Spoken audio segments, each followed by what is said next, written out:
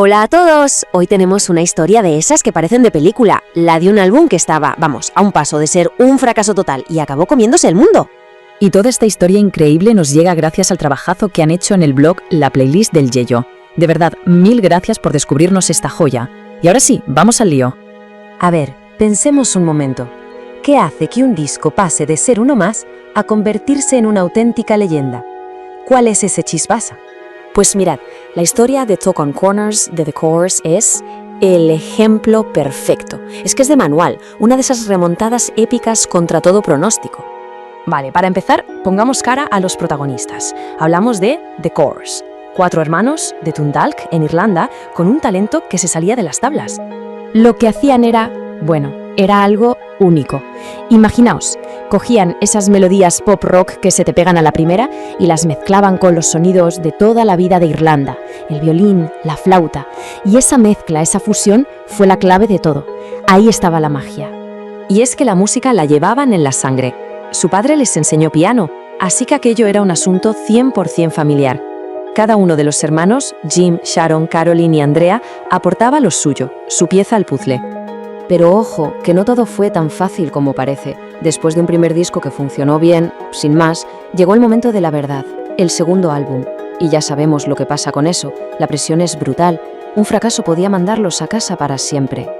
Y es que su discográfica, Atlantic Records, escuchó Talk on Corners y ¡puf! Su reacción fue básicamente un «mira chicos, esto no». Un portazo en toda regla. Vamos, que la discográfica no le veía color. Decían que no había ni un solo single claro, que canciones como So Young no gustaban, en fin, que con eso no iban a conquistar ni el Reino Unido ni Estados Unidos. El futuro del grupo estaba literalmente pendiendo de un hilo. Así que el disco salió, pero las ventas no iban a ninguna parte. Parecía que los jefes de la discográfica iban a tener razón. Pero entonces, justo cuando todo parecía perdido, llegó el día de San Patricio y con él un pequeño milagro. Fijaos en la secuencia porque es de película. 17 de marzo, San Patricio, conciertazo en el Royal Albert Hall de Londres, que además se televisa. Y allí se marcan una versión de Dreams de Fleetwood Mac. Pero es que no lo hacen solos, no. A la batería está el mismísimo Mick Fleetwood. Aquello fue la chispa que incendió la pradera. Esa versión sale como single en mayo y arrasa. Para junio reeditan el álbum con Dreams dentro y ¡pum! Directo al número 1. Es que es increíble, una sola noche les cambió la vida por completo. Y el efecto se ve aquí perfectamente. Antes de ese concierto, el disco estaba ahí, luchando por no desaparecer del top 40. Después se instaló en el número 1 y no hubo quien lo moviera de ahí durante 10 semanas. Una auténtica locura. A partir de ahí, la cosa se desmadró. Talk on Corners ya no era solo un disco que vendía bien. No.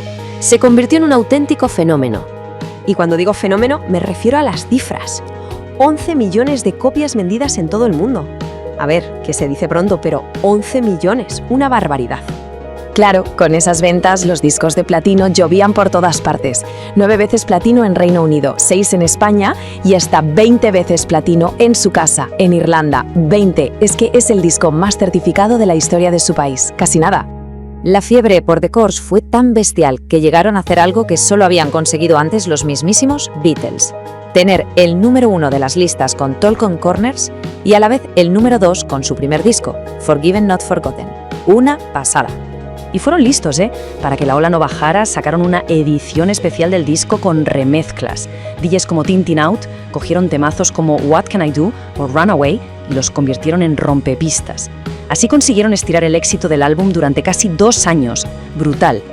Y ahora la pregunta es, ¿por qué nos sigue fascinando esta historia a día de hoy?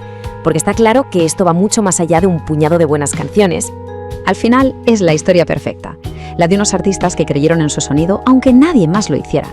Demuestra el poder que tiene un directo para conectar con la gente de forma real. Y por supuesto es una lección de cómo con una buena estrategia, con esas reediciones y remixes, se puede convertir un disco en un icono. Y esto nos lleva a la reflexión final. En el mundo de hoy, con el streaming, con los algoritmos que deciden lo que escuchamos, ¿sería posible algo así?